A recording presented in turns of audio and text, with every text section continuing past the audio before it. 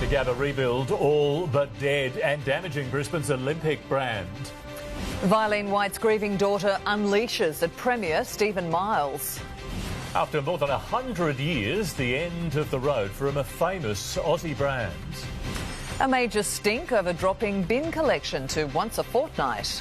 And shopping centre fashion police kicking women out for wearing midriff tops. This is 9 News Queensland with Andrew Lofthouse and Melissa Downs.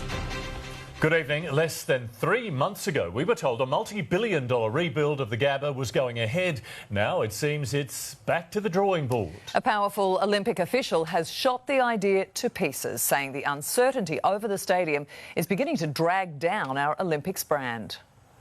In 8 years, millions of people will be arriving in Brisbane expecting a world-class Games, but we still don't know where they'll be held. Look, I don't think that it is a mess. In November, the expensive option to rebuild the Gabba was chosen. By January, it was back under a 60-day review. Now it could be all over, with one of the world's top Olympic officials, John Coates, telling News Corp the Olympics movement is on the nose in Brisbane because it's losing community support over the Gabba.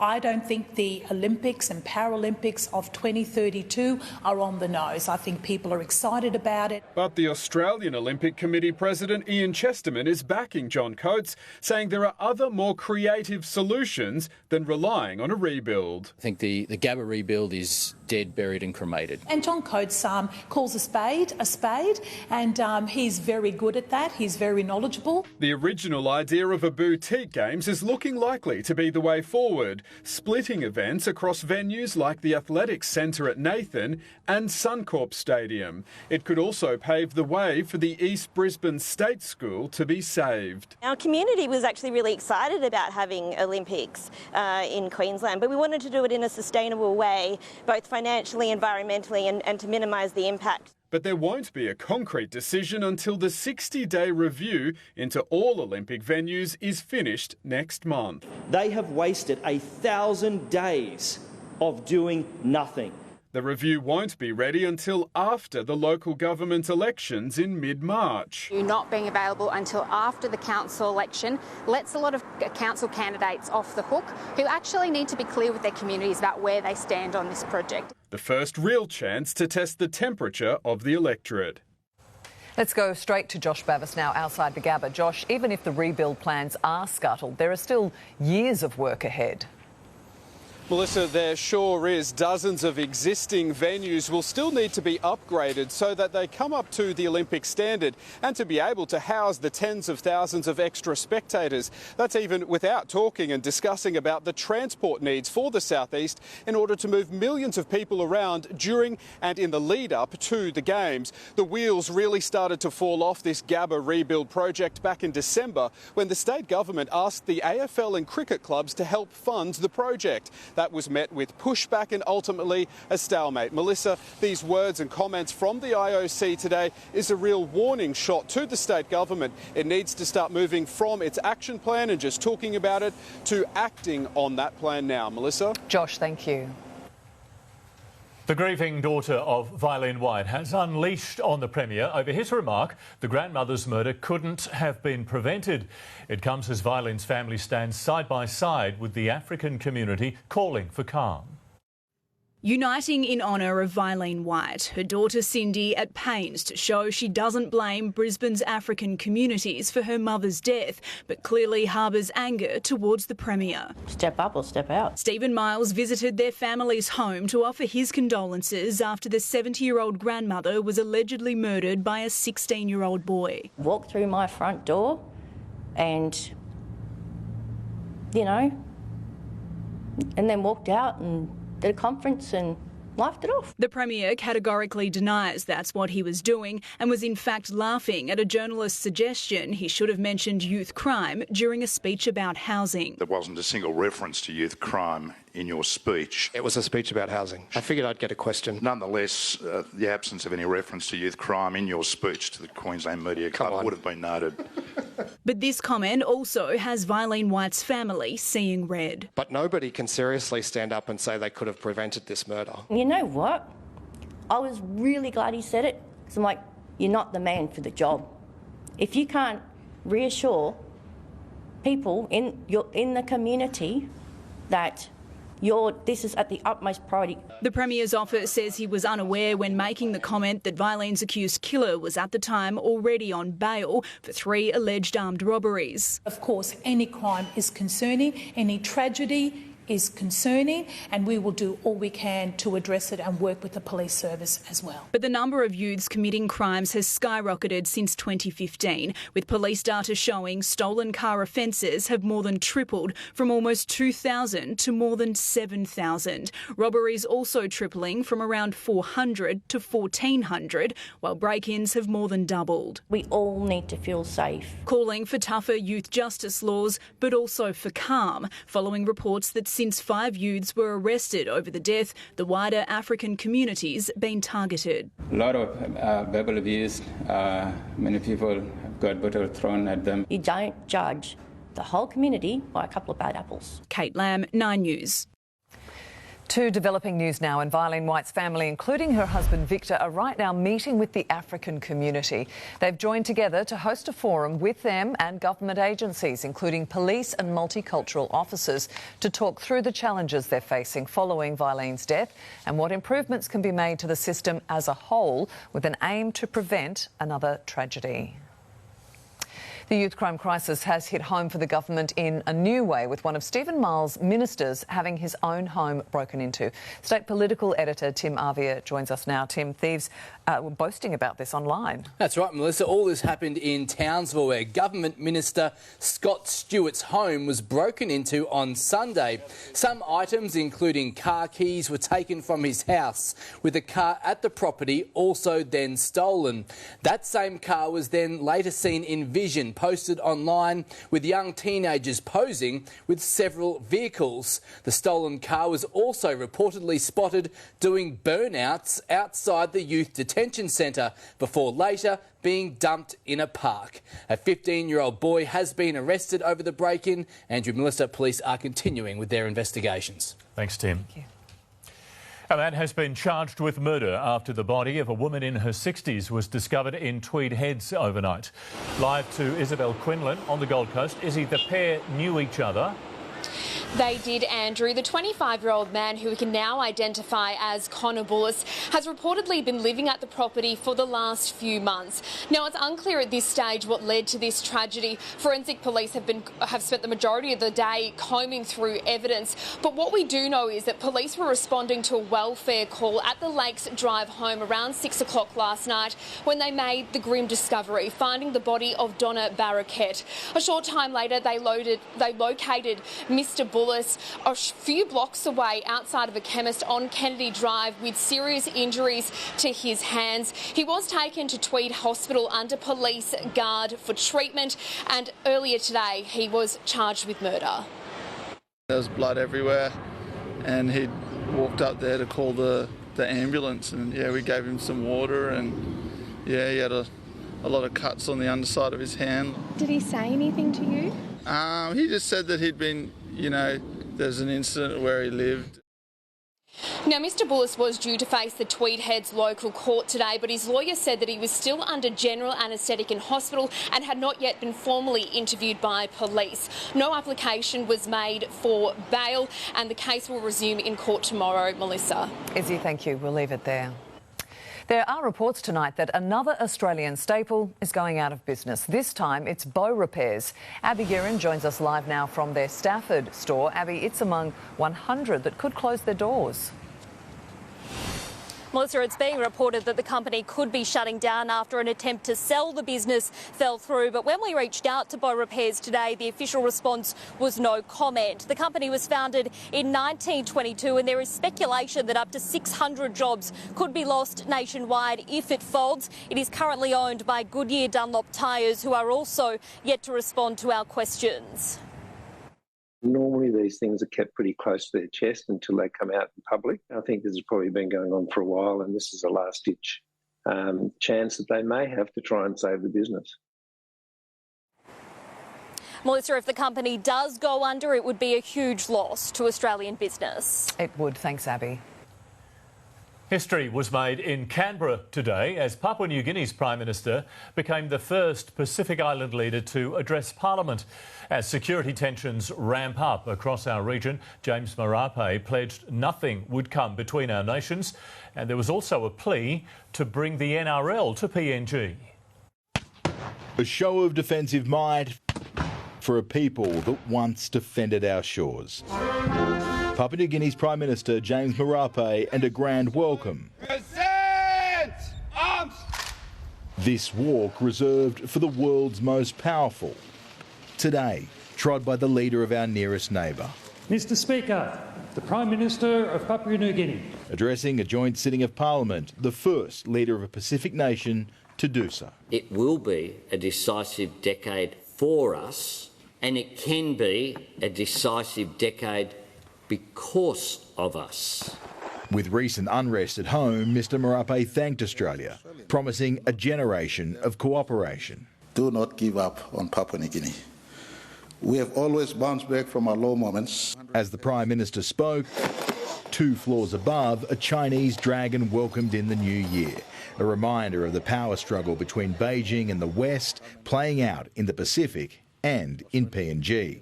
In a world of many relations with many nations, nothing will come in between our two countries. Tonight, while China has money, Australia is relying on rugby league. The Prime Minister presented with the Queensland jersey and more funding for development. This hard game, the ultimate soft diplomacy.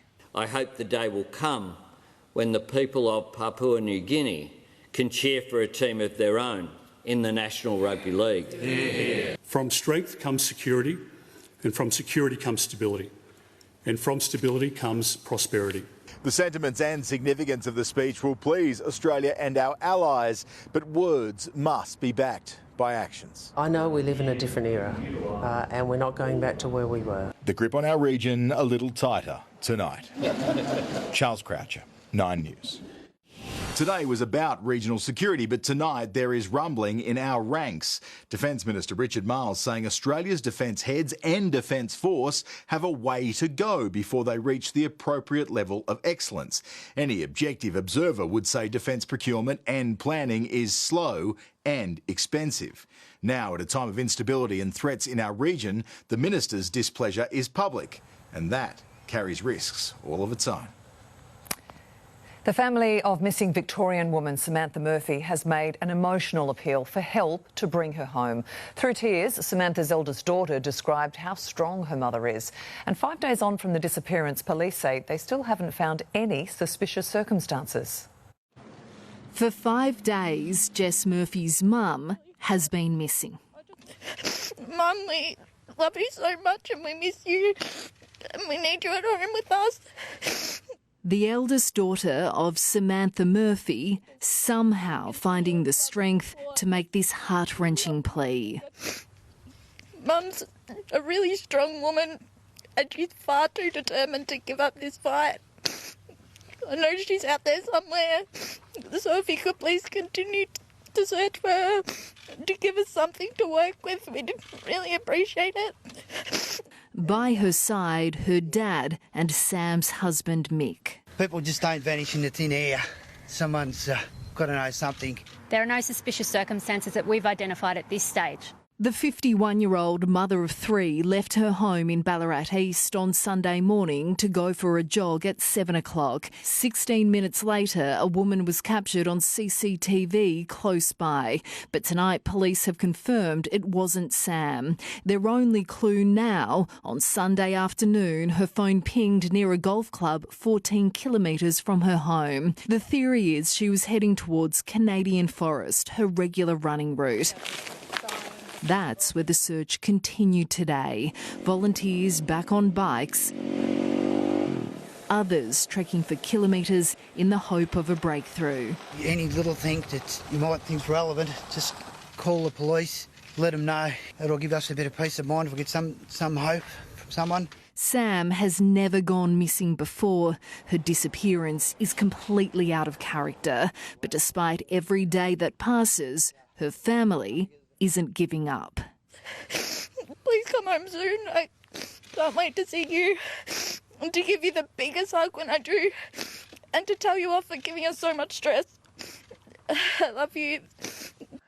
Sophie Walsh, 9 News.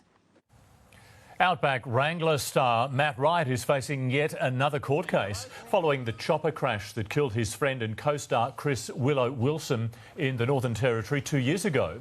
While the exact cause of the crash has not yet been found, the Netflix star has been hit with fresh charges from the NT's workplace safety watchdog, alleging he interfered with the Hobbs meters, which records the time an aircraft is in use. If found guilty, Mr Wright is facing up to 5 years in jail and a $1.2 million fine. A former Australian champion boxer has pleaded guilty to being involved in a sophisticated drug syndicate. Michael Katsidis, who represented Australia in boxing in the Sydney Olympics, admitted to trafficking cocaine and having access to a drug safe house that was raided in Brisbane. The 43-year-old was given a 5-year suspended sentence. Residents on a Kingston street have been left terrified after a local father and fruit shop owner was shot inside his home overnight. Police believe the attack was targeted, the victim undergoing surgery today, and only 9 News was there as officers investigated. Sam Naman, a father and member of the Kingston community, owner of a local fruit shop. Last night he was shot in the stomach while answering his front door on Aquarius Drive. Investigators believe the attack was targeted, an instance of organised crime. It's frightening. Yeah, it is pretty scary. It's a little bit worrying. Neighbours called police just before 11 o'clock, officers sprinting to the scene before searching nearby homes. I heard one only gunshot, followed by lots of commotion, yelling, screaming, babies crying. The home remains a crime scene. Police and plainclothes detectives working throughout the area and combing through CCTV to figure out exactly what has unfolded. Detectives are now reviewing this video showing a motorbike leaving moments after the shooting. So far, no arrests or charges have been made. Naman's family describing him to 9 News as a good man. They say his stomach was operated on extensively overnight and today is conscious and talking. Bailey Kenzie, 9 News. Voters in the Pakistan general election have begun heading to the polls less than 24 hours after 2 electorate offices were bombed in the country's southwest. Islamic State has claimed responsibility for the attacks, which killed at least 28 people. The big councils stink. Fears one major party is only planning to pick up your red bin fortnightly instead of weekly.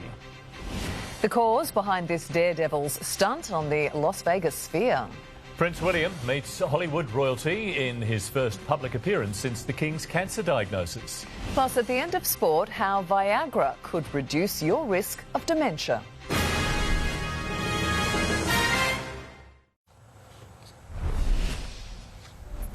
Rubbish bins only being collected every fortnight. That's what the Lord Mayor claims will happen if he's kicked out of office. Labor says he deserves to be taken out with the garbage, accusing Adrian Schrinner of a scare campaign. Election campaigns can be dirty, and this one is already all about the rubbish. The Lord Mayor announcing a gradual expansion of Council's green waste program, while at the same time accusing Labor of cutting back on how often your rubbish is being collected. The Labor Party are planning to reduce the red top bin collection from weekly to fortnightly. Not so, according to Labor, who says they're also planning to expand green waste collection with weekly green bin pickups and no change to red. Labor's policy is a guarantee that there will be weekly red top general bin collections. So can the LNP back up their claim that Labor will reduce how often red bins are collected? Well, not really. If you double the frequency of the green top bin service, the only way you can do that without extra cost is by cutting the red top bin. It's clear. So there's no other evidence, just that?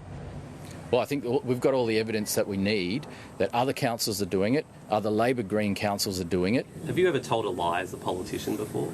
Certainly not that I can recall. But with landfill locations and dumps in short supply across the southeast, we haven't heard the last of the rubbish debate. With just over 5 weeks to go until the council elections, you can be sure there'll be plenty more muck and dirt thrown by both sides throughout the campaign. Tim Arvia, 9 News. There was more action than usual outside London's Old Bailey today. The criminal court precinct evacuated due to a fire in an electrical substation nearby. Prisoners were marched out and judges and jurors were forced to wait in the cold before being told to go home. A man's been arrested after scaling the Las Vegas Sphere concert venue. The professional climber, who calls himself Pro-Life Spider-Man, was raising money for a pregnant woman, live streaming the stunt all the way to the top. Queensland's fashion police. Tonight, the shopping centre security guard who kicked out a customer, accusing her of breaking the law, all for wearing a midriff top. Only 9 News speaks to the young shopper who captured the entire encounter on camera. That story is coming up. Breaking his silence, what Prince William said to the world in his first public appearance since the King's cancer diagnosis. The firefighting bungle that saw an Aussie town doused in sewerage. A zookeeper's arm deep in a gator's jaw. Next, the meal that sparked this daring rescue. Plus the award-winning Gold Coast home where everything turns on from your phone.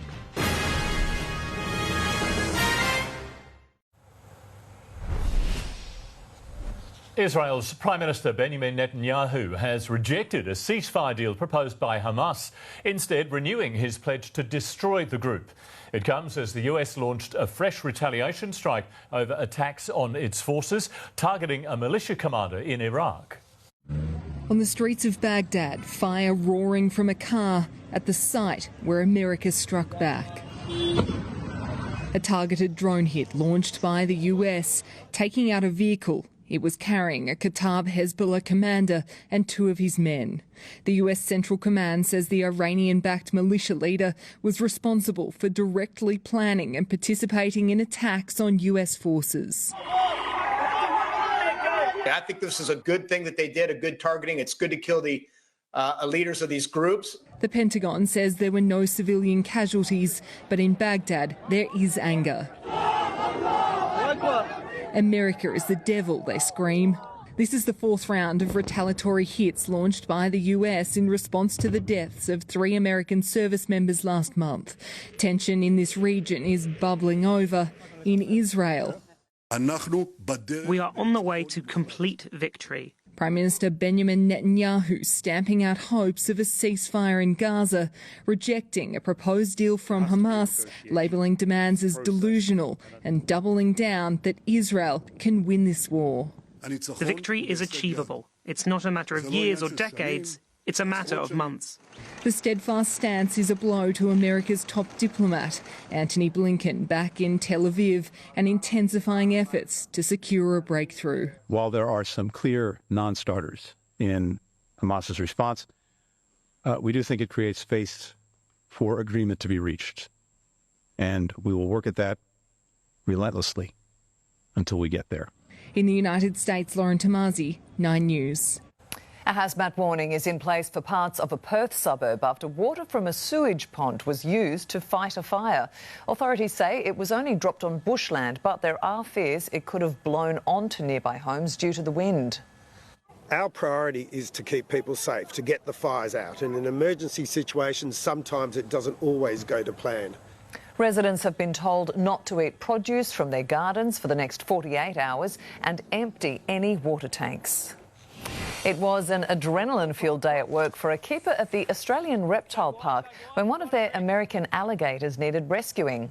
Houdini was wrangled out of the water and restrained after a foreign object was found in his mouth.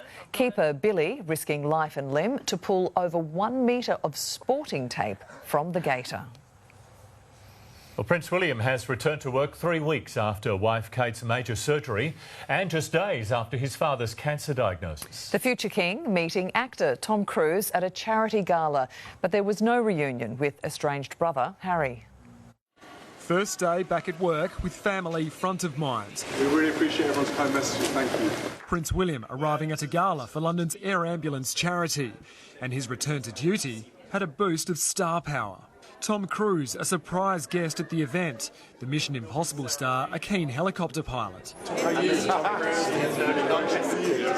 The future king, a former air ambulance pilot himself, met with medical crews before addressing the medical battles in his own family. King Charles is off public duty after being diagnosed with cancer, and wife Kate is still recovering from abdominal surgery.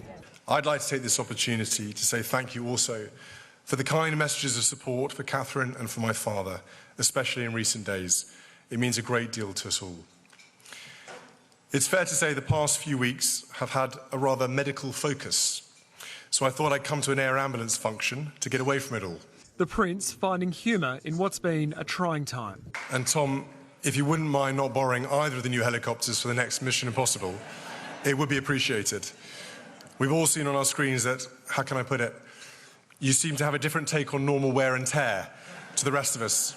This signals a new era for Prince William as a working royal. As next in line to the throne, many of the King's tasks and responsibilities will fall to him, and he'll have to balance it all while supporting his father and the Princess of Wales. Earlier in the day, the Prince handed out honours at Windsor, while his brother Harry made a hasty exit from the country. The Duke of Sussex flew back to California just 24 hours after landing in London, where he saw his father for half an hour and stayed the night at a hotel. I think that the King is tired. He's gone back to Sandringham to rest and recuperate. We expect him back to London weekly to have these appointments. Whether Harry and him can even sort of repair their relationship. He didn't see Prince William. That speaks volumes. The King will still do official paperwork from Sandringham. He held his weekly audience with Prime Minister Rishi Sunak over the phone, taking some time to rest, but with plenty of support on hand. In London, Edward Godfrey, 9 News. Nowhere else in Australia will you find a home quite like this. Modelled on the world's most impressive hotels, the 6-bed, 5-bath Mermaid Beach mansion features a pool, basketball and grand piano. But perhaps the biggest selling point, this home is completely automated to a level never seen before in Queensland. Everything from the aircon and TV to the oven and washing machine, all controlled through your mobile phone. If you forget to turn your hair straightener off when you get to work, you're able to turn it off on the app. The home will go under the hammer in March, and it's tipped to break the current suburb record of $7.3 million. Empowering through education. The new first-of-its-kind toolkit helping Queenslanders through their cancer journey. The deadly snake found hiding underneath a baby's cot. Queensland shopping centre fashion police kicking women out for wearing midriff tops. And the Gold Coast rolls out the red carpet for a Hollywood heavyweight.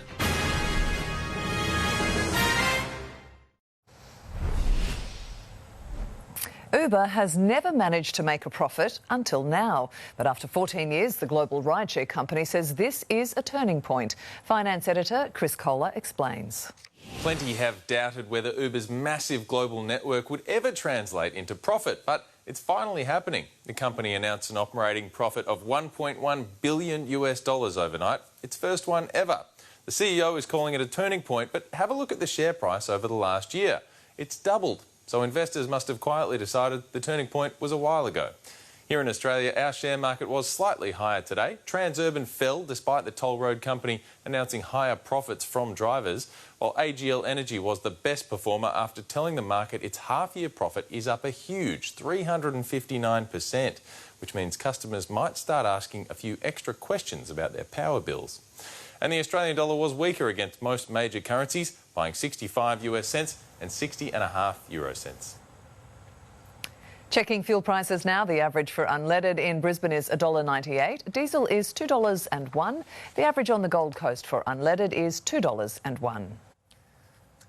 Thousands of Queensland men are diagnosed with prostate cancer every year, and 250,000 Aussies are living with the disease. Now, a first-of-its-kind online toolkit has been developed to help empower and educate men during their cancer journey. You might not know the face, but if you listen to community radio, you might just recognise the voice. Good afternoon, Zetters. I'm Elliot Rifkin. The 67-year-old has been on the 4ZZZ airwaves for 10 years. He's never short of a word, except on the day he was diagnosed with prostate cancer. I just said, cut it out. cut it out now, cut that cancer out. The disease is often called the silent killer. It's the most common cancer among Queensland men. There are no early warning symptoms, and 1 in 5 will develop the disease in their lifetime. It is overwhelming, and you don't even know what you don't know to ask. The Prostate Cancer Foundation of Australia is now making it easier for men to navigate what can be a daunting and difficult journey. Well, what it does, it empowers the patient to ask better questions. The Survivorship Toolkit is the first resource of its kind in the country, a one-stop shop offering comprehensive facts, advice and expert nursing services. Potential interventions, what to ask your doctor, how to talk with your family about it. Will this toolkit save lives? Oh, I think it will. It'll do it by encouraging men to seek appropriate treatment earlier. The online tool is for all stages of the cancer journey, from early intervention to diagnosis and treatment and ongoing care. It's very important for you to take responsibility for yourself and for you to be the one that's informed, for you to form the questions. To access the toolkit, visit prostate.org.au. Emily Prain, 9 News. An Aussie mother has been given the shock of her life in her toddler's nursery. Looking under the cot at her home in the New South Wales Hunter region, she was met with a red-belly black snake. The woman quickly closed the door to trap it inside and called a snake catcher. They are so lucky because they are highly venomous snakes, especially if a bit of child. She's sort of lucky that she did see it when she did, because things could have turned out a lot different. The snake was released into the wild.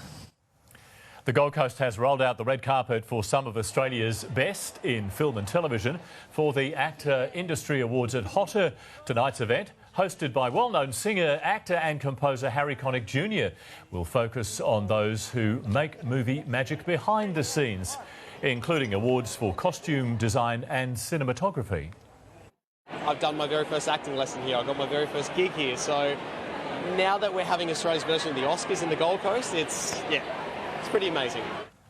The main actor awards, which the likes of Margot Robbie and Cate Blanchett are set to attend, will be held on Saturday night.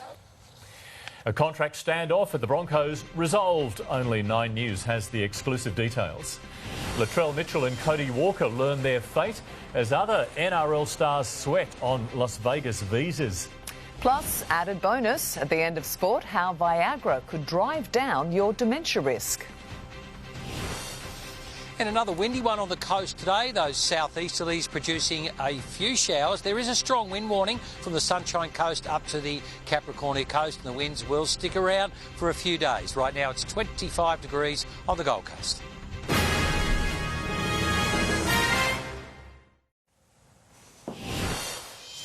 Good evening. Relief for the Rabbitohs and the NRL tonight. Latrell Mitchell and Cody Walker are on their way to Las Vegas. The pair approved for visas, but other players are still anxiously waiting to see if the US government will let them travel. He polarises footy fans, but has won over diplomats. Latrell Mitchell approved to lead Rugby League's American adventure. Great process. It's pretty quick in there, so we're approved, ready to go, and can't wait for Vegas. Mitchell and teammate Cody Walker will both be granted US visas, convincing consulate officials to give them the green light despite past misdemeanours. The NRL will be delighted. 2 of its biggest draw cards confirmed starters in the historic Vegas doubleheader. Vegas is a great game, and some fresh eyes we get to play in front of, so let's go. Fellow Rabbitohs Michael Cheekham and Jack Whiten have also been given the green light. Whiten suspended for round 1 but wants to travel with his new team. Rooster Brandon Smith is expected to be on the plane but isn't counting his chickens just yet. Pretty chill, pretty direct, and they were very nice, and you just got to be cooperative and tell the truth, and I think we did that, and yeah. Are you expecting to play in Las Vegas? Yeah, hopefully. I mean, we've got to go through the process and see what the higher powers have to say, but I'll be super excited to go over there. Obviously, it'll be a trip of a lifetime, and hopefully help NRL generate some money for this beautiful game of ours. It's been a dramatic day for the Rabbitohs. The club today confirming Campbell Graham needs surgery to repair his sternum. He'll be sidelined for 6 months. This year will also mark the end of the Burgess era at the Bunnies. Tom leaving the club at the end of the season to play in the Super League. Michael Chammas, 9 News. Out of favour Bronco Corey Pakes insists he won't seek a release to join another NRL club. The dummy half instead vowing to fight his way back into first grade after plummeting down the pecking order. No stranger to hard work, juggling NRL duties with a carpentry apprenticeship. Corey Pakes has his work cut out, regaining a spot in the Broncos team after falling down the dummy half pecking order. Look, mate, I've just got to keep working hard. I'm a big believer in, if you work hard, things will work out for itself. So stick to the process and then things will turn out all right.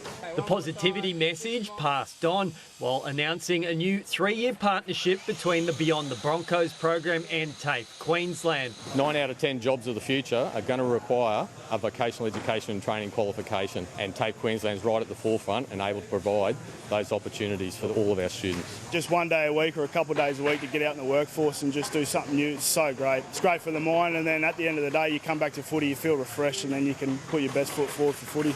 It also helped deal with the frustration of continually not being selected during the Broncos' charge to the grand final. It did hurt a little bit from a personal point of view, but I'm so happy for the club. I mean, I've been there in the bad times, and certainly it's so rewarding to see everyone doing so well around the club. The 24-year-old adamant he won't seek a release to join another NRL club. Yeah, I had a good think about it during the break. Spent a lot of time with family and ultimately want to be playing NRL, but at the same time I've signed a 2-year deal, and I want to honour that. The Broncos have been so good to me growing up, and I felt it was just right to honour that deal. And like I said, hard work does all the talking, so yeah, I'll make sure that happens. Adam Jackson, 9 News. It's the nature of modern cricket. The next World Cup is less than 4 months away. A T20 squad, including David Warner, Glenn Maxwell and Marcus Stoinis, has gathered in Hobart to start the 3-match series against the West Indies. Yeah, it's important for us to start to get our combinations together. Luckily enough, over the last couple of years, we've kind of, especially as a batting unit, we're kind of getting some continuity through that. New captain Mitch Marsh has tested positive to COVID, but will play in Game 1 tomorrow night. The Bulls will be happy to see the Tigers back on the plane to Tasmania, fresh off their Shield defeat. Queensland has now slumped to a crushing loss in the one-dayer. It wasn't quite as bad as the Windies this week, but Tassie had little stress, reaching the modest target of 151 in 27 overs with the loss of 5 wickets.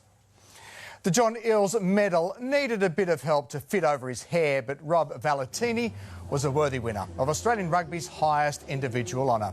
The Wallabies forward was a standout in 2023 in what was one of the most difficult years for the game. I sort of have to thank my teammates as well. They were with me along the journey there.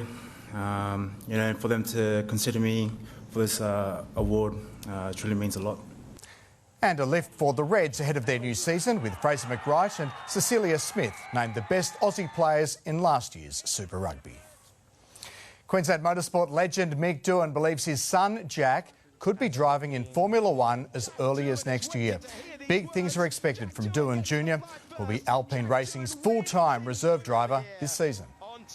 I believe he's ready, and he believes he's ready, and I think the team believes he's ready, being Alpine Formula One. The only thing is there's no seats. The 21-year-old Jack finished 4th in the F2 Championship last year. Encouraging signs for our surfers to kick off this Olympic year, with the Aussie women impressing on day 1 of their season-opening event at Pipeline. 2-time world champ Tyler Wright moving through to the 3rd round in style, as did Sally Fitzgibbons and 21-year-old Molly Picklum, who snapped up the best 2 waves in her heat. They're struggling in the Premier League, but Chelsea has produced a stunning display to move into the 5th round of the FA Cup. The Blues winning 3-1 at Villa Park to join Nottingham Forest, Leeds United, Southampton and Coventry in the last 16.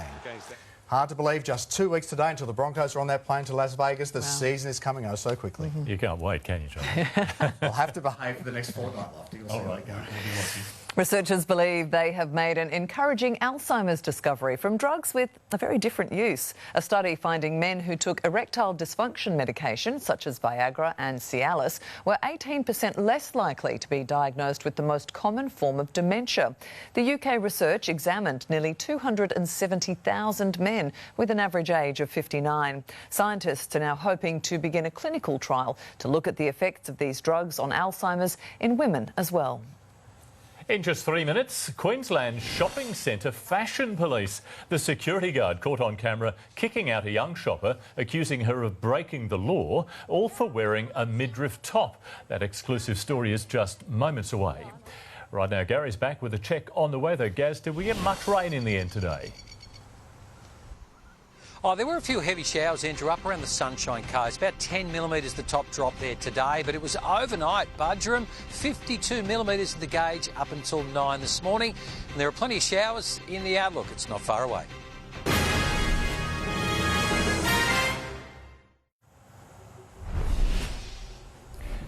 A Queensland shopping centre has been forced to apologise after a young woman was kicked out by a security guard because of her outfit.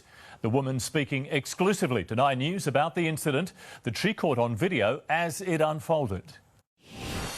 Told to leave, bizarrely accused of breaking the law. I have asked you to get out, get out. No. 20-year-old Madison Green was grocery shopping for her grandmother at Dalby Shopping World when she was threatened by a security guard. Her alleged crime? Wearing a midriff. Right, what's your issue? I can see your stomach. How come we can have there's a store in here that sells clothing like this, but I can't wear it in here? Any shirt that covers your whole stomach. Why is that? Because that's the law. Of course, there is no such law. Mid-argument, another woman walks by wearing a sports top exposing her torso. Yeah. She's not wearing a top. Yeah, I saw you first. So I can't wear a top, but this lady can. Well, I saw her after I saw you, and you're a smart.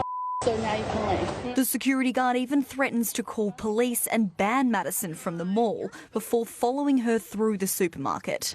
Leave me alone. That's my job. It was quite intimidating. I was getting more and more annoyed. Shocked by the interaction, Madison raised the incident with centre management. I'm a woman and I know for a fact I'm allowed to wear these things. It's 2024.